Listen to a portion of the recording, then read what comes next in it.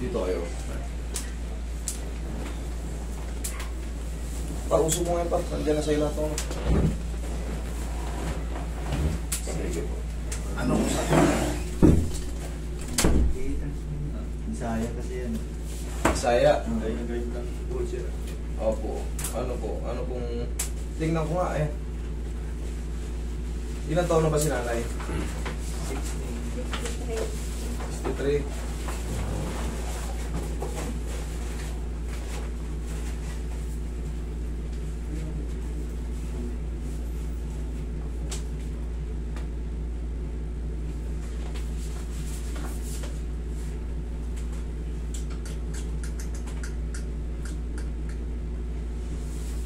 Sleep this. Sleep this na eh.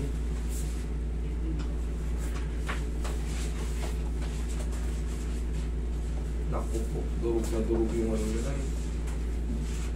Meron kayong ano, dapat may back brace to si nanay. Back brace. Pabili kayo ng gano'n, oh, ayan oh. Bumigay na oh. Sir. Malayo na oh. Ito pinakamali. Halika ba? Lapit.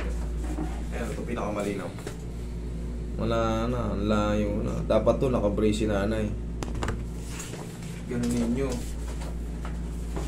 Kasi, pag tinulak ko to, dudulas din. Ganito yung tsura niyan talaga. Tingnan nyo ito. Para mabilis nyo maintindihan. Yan, ganyan yung image sa katawan natin. Pansinin nyo yung dito ni nanay ha, yung banda rito.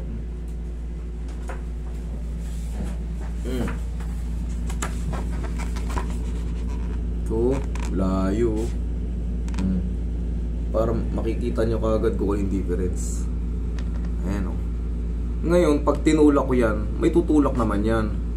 Ang problema, yung bumigay na disc na yan, baka pag sabihin niyang pumihit siya ng konti or yumuko or ano, pumislide lang din. Kailangan yan meron si nanay na ano, kasi makirot ito na eh. Makirot to, ano pa yun sa paa, sa legs. Kasi mamanid talaga. Kasi nga yung sciatic nerve natin pag ganyan papunta, ito yung sira nung kay nanay. Gaganyan yan, kaya yung nararamdaman niya sa paa, pangkaraniwan nyo, kumbaga yun talaga yung normal na mararamdaman nyo. Ganun. May tulak ko naman to eh. Kaso na kailangan nyo ng ano na ha, pabilisin nanay ng ano, yung back brace. Back brace. Oo.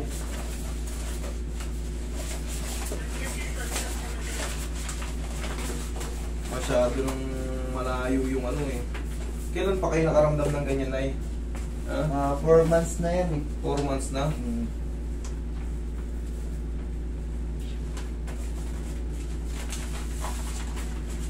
Impression, mild degenerative spondylosis L4, L5, lumbar spondylosis, multi-level disc desiccation, and degenerative disc disease L4, L5. Ito yung ano niya, yung degenerative disc disease. Talagang masyadong nawarat na yung disc niya eh. Kaya disc disease na yung tawag. Iba tawag doon disc bulge lang.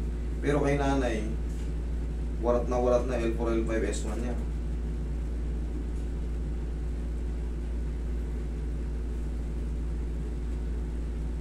Osteoarthritis. Hindi siya pwede pala sa bone cracking. Hindi siya pwede sa bone cracking. Meron siyang described bone marrow abnormalities eh. Okay. Pero siguro sa una, wait lang. Mali. Wait lang sa gram. Iliac bone osmosis bone marrow replacement. Pampahit na lang ng gram yun. Process such as in malignancy. Ano pa? Metabolic bone disease. Yung Hindi siya pwede sa ano. Pabasa nyo to. Eh, pagkakaintindi ko rito, hindi siya pwedeng matabig. Pababasag lalo. May damage na yung bone marrow niya. Hindi siya pwede. Kailangan bibrisan lang si nanay or ma-operahan. Kaya pala sinabi ng doktor, dapat operahan. Oo. Oo, hindi siya pwede sa mga bone setting. Mami, mababasag yung ano mo. Oo, itong number 4, describe bone marrow abnormalities in the left side of the sacrum. An image portion of the left iliac bone arrow worrisome for a marrow replacement process such as seen in malignancy. A metabolic bone disease may present similarly. Hindi siya pwedeng anuhin. Mag-aano to, baka mag-pull up si nanay. Yung gaya ng ginagawa ko, sasabog yung ano niya. May tama yung ano niya. Marupok na masyado yung ano. Hindi siya pang ano, hindi siya pang hilot, hindi siya pang bone setting. Kailangan to si nanay, ano. 63 pa lang si nanay. Kung ano, kailangan mag second opinion kayo o third opinion. Ng second opinion nyo ko galing na kayo sa pa third opinion kayo, hindi to uubra. Yung sa taas yung mga desiccation kaya, pero yung sa baba may crack, may ano yan, maaaring bumigay yung bone marrow niya, kakalat, baka mag-bleed sa loob pag tinulak ko. Hindi siya ano. Pero kung mga ano lang to, spondylolisthesis, kaya, pero medyo nasa ano si nanay, nasa tinamaan pa kasi ng osteoarthritis tsaka ano. Parang nga ng cellphone, Roy. Dali double check ko. Yun ang pagkakaintindi ko dito, hindi na pwede itulak. Baka bumigay. Patulong tayo sa ano sa Google or sa ano, para sure kung pwede pang ano.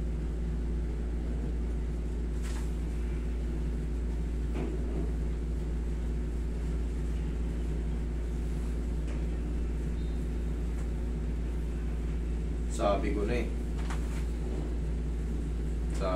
eh. Ayan o. Ang malignant kasi are understanding benign versus malignant. Cancer cells siya eh.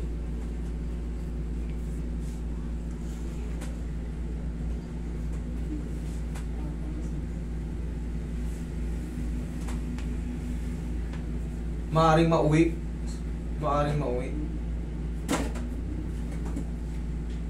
Kumalat na eh. Oo, maaaring mauwi.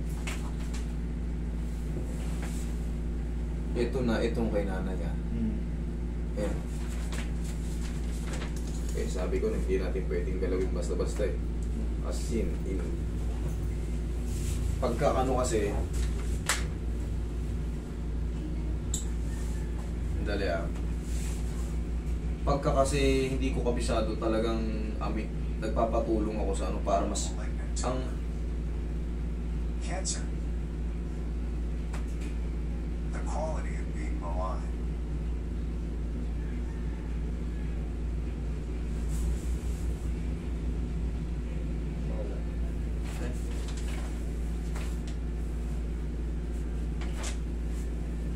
Malignancy. The state or presence of a malignant tumor. Cancer. The quality of being alive. hindi siya pwedeng basta-basta. The state or presence of a malignant tumor. Cancer. The quality Hindi siya of being pwedeng ano, alive. baka mas lalong ano, kailangan na i-brace si nanay, magpaano kayo, ha? Nay, hindi pang ano ko, hindi pang kalidad ko yung ano, hindi pang ano, hindi yung tama ng balakang yun, hindi pang adjustment. Maaring operahin kayo kasi mas kakalat siya pag pinersa ko. Ay, kumbaga, tinulak ko ng ano, yung pinakita ko sa'yo.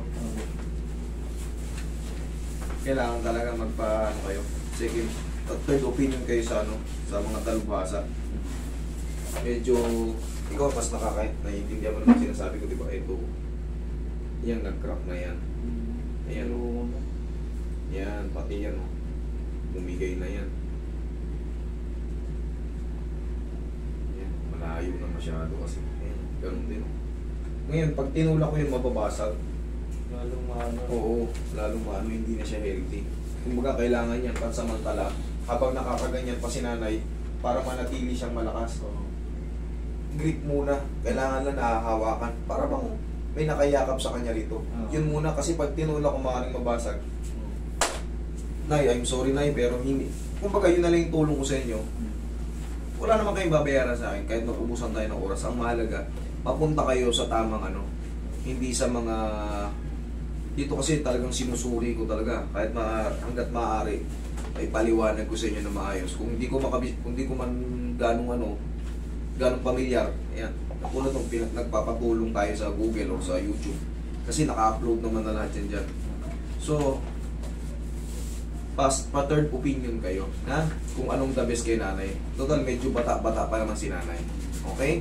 Sir, I'm sorry. Okay, magbayad dyan, ha? Nay, ha? Bilihan nyo na muna si nanay ng ano, habang kaya niya pang tumayo. Okay?